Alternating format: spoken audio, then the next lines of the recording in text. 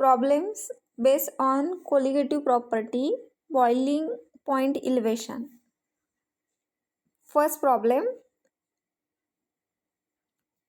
the normal boiling point of ethyl acetate is 77.06 degrees Celsius.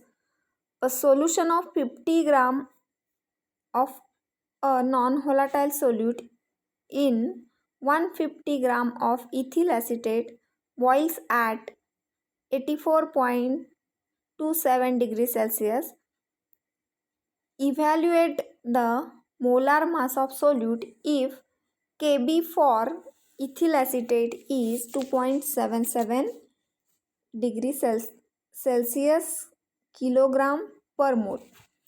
आता या प्रॉब्लेममध्ये हा जो प्रॉब्लेम आहे तो second colligative property boiling point elevation याच्यावरती बेस आहे आणि फॉर्म्युला जो आहे याच्यासाठी तो फॉर्म्युला म्हणजेच M2 is equals to 1000 into Kb into W2 divided by delta TB into W1.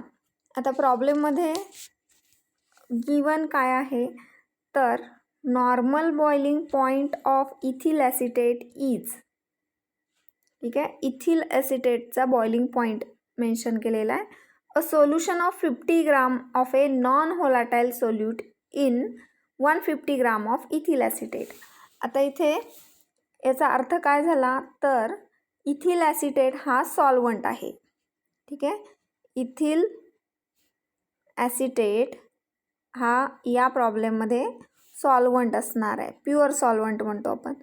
आणि सोल्युशन जे प्रिपेअर केलेलं आहे त्या सोल्युशनमध्ये या इथिल ॲसिटेटमध्ये काय ॲड केलेलं आहे तर सोल्यूट ॲड केलेलं आहे, पण त्या सोल्यूटचं नाव मेन्शन केलेलं नाही आहे. तो फक्त काय आहे नॉन व्होलाटाईल सोल्यूट आहे, ठीक आहे.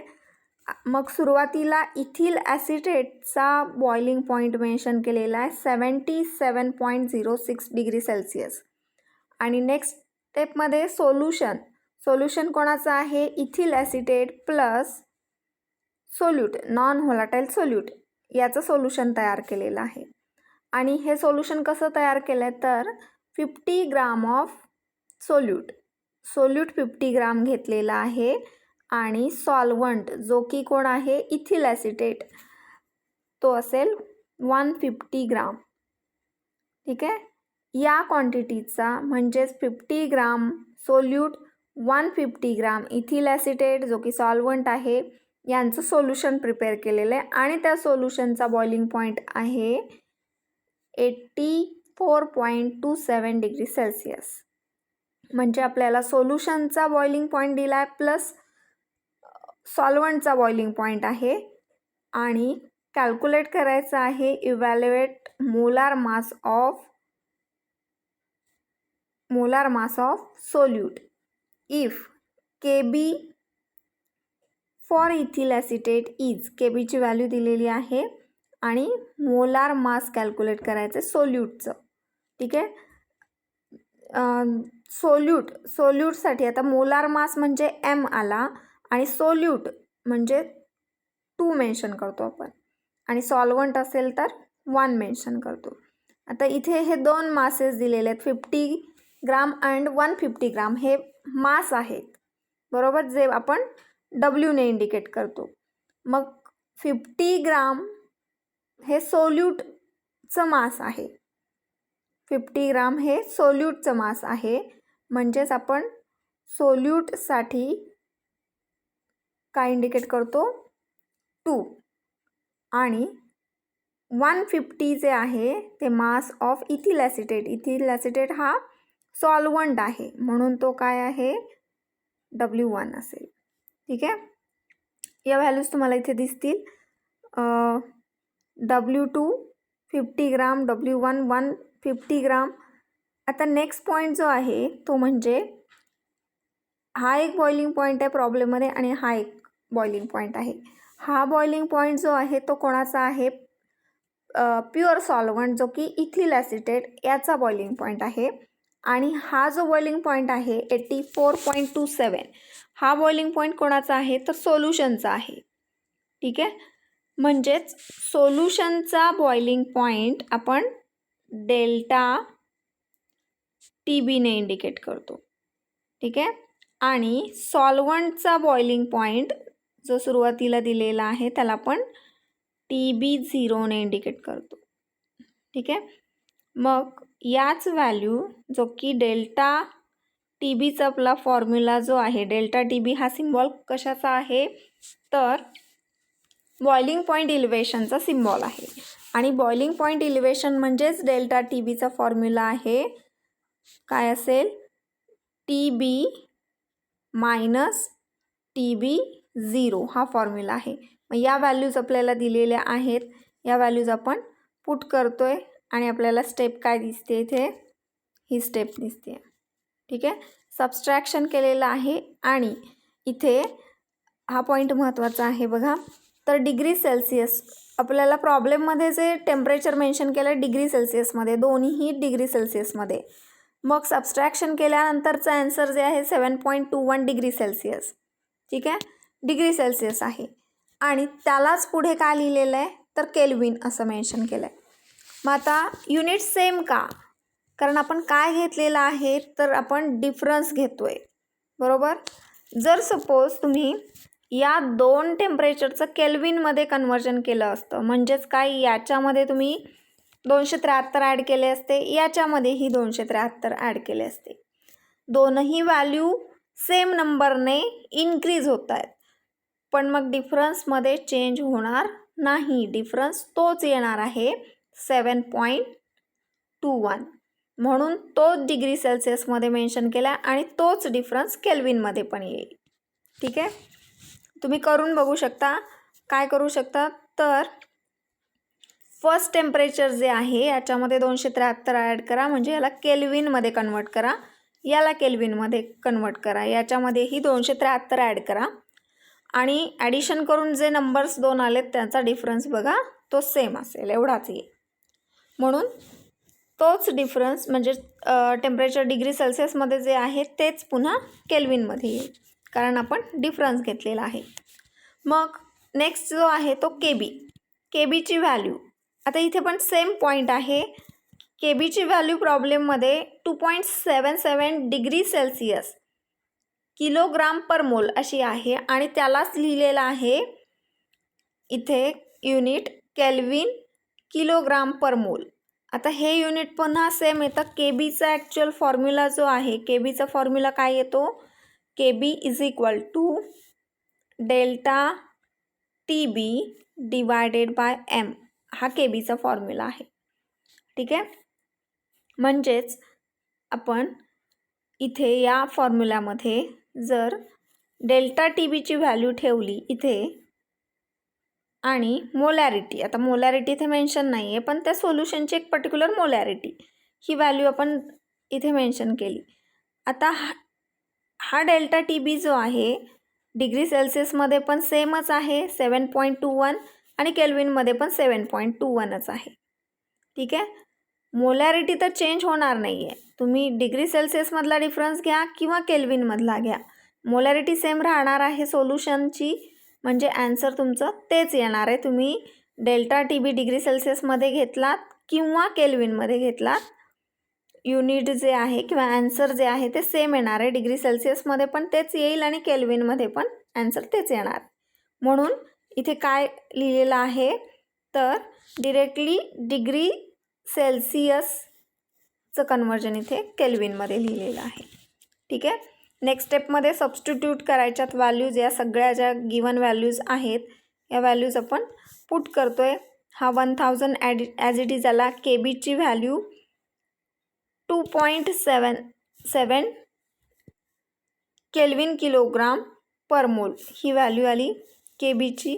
आणि नेक्स्ट W2 असेल जो की इथे आहे 50 divided by delta TB. Delta TB आहे 7.21 केल्विन अँड W1 आहे 150. ठीक आहे, मल्टिप्लिकेशन या नंबर्सचं डिवायडेड बाय या नंबरचं मल्टिप्लिकेशन, आन्सर 150. 28 ग्राम पर मोल.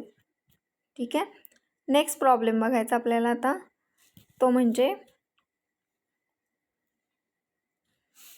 3.795 gram of sulphur is dissolve in 100 gram of carbon disulphide. आता इथे फर्स्ट सेंटेन्समध्येच काय आलेलं आहे, सल्फरचं मास आणि कार्बन डायसल्फाईडचं मास, दोन सबस्टन्सेसचे मास आलेले आहेत. तर याच्यामध्ये हा जो असेल कार्बन डायसल्फाईड 100 ग्राम आणि सल्फर 3.795. आता हे जे आहेत याच्यामध्ये जर तुम्हाला सॉल्व्हंट कुठला आणि सोल्यूट कुठला हे आयडेंटिफाय करायचं असेल तर काय करता येईल, ज्याचं मास कमी आहे तो कोण असतो, सोल्यूट, आणि ज्याचं मास जास्त आहे जो की कोण आहे इथे, कार्बन डायसल्फाईड, तो काय असेल, सॉल्व्हंट असेल. ठीक आहे. हे दोन्ही काय आहेत, मास आहेत, म्हणजे W इंडिकेट करणार आपण. आणि सोल्यूटसाठी काय असेल 2, सॉल्व्हंटसाठी काय असतो 1. ठीक आहे. आपल्याला इथे W2 W1 दोन्ही लागणार आहेत प्रॉब्लेममध्ये. देन नेक्स्ट लाईन बघा, दिस सोल्युशन बॉइल्स ॲट, सोल्युशनचा बॉइलिंग पॉईंट मेन्शन केलेला आहे. बरोबर, दिस सोल्युशन बॉइल्स ॲट म्हणजे हा आहे सोल्युशनचा बॉइलिंग पॉईंट, जो की 319.81 म्हणजेच कोणाला, तर त्याला आपण काय म्हणतो, TB, सोल्युशनचा boiling point. What is the molecular formula of sulphur in solution. मग सोल्युशनमध्ये सल्फरचा मॉलिक्युलर फॉर्म्युला काय आहे हे आपल्याला फाइंड करायचं आहे. आणि पुढे the boiling point of the solvent is, सॉल्व्हंटचा बॉइलिंग पॉईंट. वरती आपला हा असेल सॉल्व्हंटचा बॉइलिंग पॉईंट, हा आहे सोल्युशनचा बॉइलिंग पॉईंट. सोल्युशनचा बॉइलिंग पॉईंट TBने इंडिकेट करतो, सॉल्व्हंटचा बॉइलिंग पॉईंट TB 0ने इंडिकेट करतो. ठीक आहे. या दोघातला डिफरन्स म्हणजेच काय आला, delta TB is equals to TB minus TB 0. या दोघांमधला डिफरन्स म्हणजेच डेल्टा TB, जी की बॉइलिंग पॉईंट इलेव्हेशन ही कोलिगेटिव्ह प्रॉपर्टी असेल. आता या व्हॅल्यूज आपल्याला इथे मेन्शन केलेल्या आहेत आणि तो डिफरन्स आपल्याला 0.36 केल्विन. ठीक आहे. आता इथे टेम्परेचर केल्विनमध्येच मग युनिट डिरेक्टली इथे केल्विन मेन्शन केलेलं आहे. नेक्स्ट स्टेपमध्ये आता W1 W2च्या व्हॅल्यूज समजलेल्या आहेत आपल्याला. त्याच्यानंतर डेल्टा TB मिळालेला आहे, इथे या W1 W2च्या व्हॅल्यूज आहेत म्हणजे, आणि KBची व्हॅल्यू जी आहे ती इथे मेन्शन केलेली आहे. ठीक आहे. म्हणजे आपण काय करतो आता, 1000 ॲज इट इज इथे दिसतोय. KBची व्हॅल्यू इथे आहे 2.42. W2 जो आहे तो म्हणजे 3.795 डिवायडेड बाय डेल्टा TB. डेल्टा TBची व्हॅल्यू आहे 0.36 आणि W1 जो आहे तो आहे W1 100 ग्राम असेल, जो की इथे मेन्शन केला आहे. व्हॅल्यू पुट केलेल्या आहेत आणि फाइंड काय करतोय आपण, तर M2 फाइंड केला इथे. ठीक आहे. मग M2ची व्हॅल्यू काय आली, 255.10 ग्राम पर मोल. आता क्वेश्चन जो आहे, क्वेश्चन काय विचारलेला आहे, तर molecular formula of sulphur in solution. ठीक आहे. सल्फर हा सोल्युशनमध्ये आहे आणि सल्फर हा आहे सोल्यूट आणि कार्बन डायसल्फाईड हा सॉल्व्हंट आहे. ठीक आहे. आणि सोल्युशन प्रिपेअर केलं आहे, तर त्या सोल्युशनमध्ये जो सल्फर कंटेंट आहे त्याचा मॉलिक्युलर फॉर्म्युला फाइंड करायचा आहे. ठीक आहे. त्याच्यासाठी जे लागणार आहे ॲटॉमिक मास सल्फरचं 32U हे आपल्याला प्रॉब्लेममध्ये मेन्शन केलेलं आहे. ठीक आहे. मग आपण काय करणार आहोत, तर मॉलिक्युलर फॉर्म्युला डिटरमाइन करणार आहोत. ठीक आहे. मग मॉलिक्युलर फॉर्म्युला डिटरमाइन करायचा असेल तर काय करायचं आहे आपल्याला, तर molar mass of sulphur divided by atomic mass हा फॉर्म्युला यूज करायचा आहे. ठीक आहे. मोलार मास आपण इथे फाइंड केलेला आहे जे की 255.10 जे आपण इथे लिहिणार आहोत 255.10 आणि ॲटॉमिक मास जे आहे ते प्रॉब्लेममध्ये गिवन आहे 32ने आपल्याला याला आपण डिवाइड केलं तर आन्सर जे येतं ते आहे 7.92 मीन्स अप्रॉक्सिमेटली 8. ठीक आहे. म्हणजेच मॉलिक्युलर फॉर्म्युला जो आला तो S8 हा मॉलिक्युलर फॉर्म्युला झाला.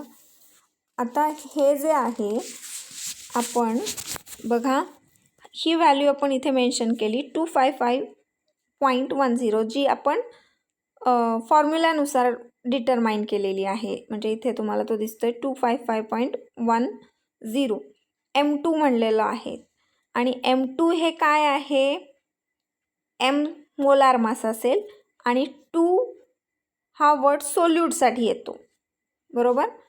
M2 आहे ही जी व्हॅल्यू आहे ही M2 आहे. ही व्हॅल्यू जी आपण फाइंड केलेली आहे M2 ही व्हॅल्यू 255.10 आहे.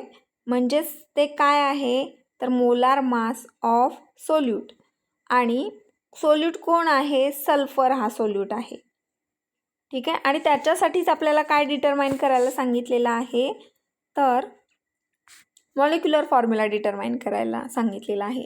म्हणून आपण त्याचंच मास घेतोय, मोलार मास सल्फरचंच घेतोय कारण आपलं आन्सर जे आलेलं आहे ते आन्सर काय आहे, मोलार मास ऑफ सल्फर आलेला आहे ज्याला आपण M2 म्हणलेलं आहे आणि डिवायडेड बाय आपण त्याचा ॲटॉमिक नंबर किंवा आपण काय म्हणतो ॲटॉमिक मास नंबर याने आपण त्याला डिवाइड करतोय.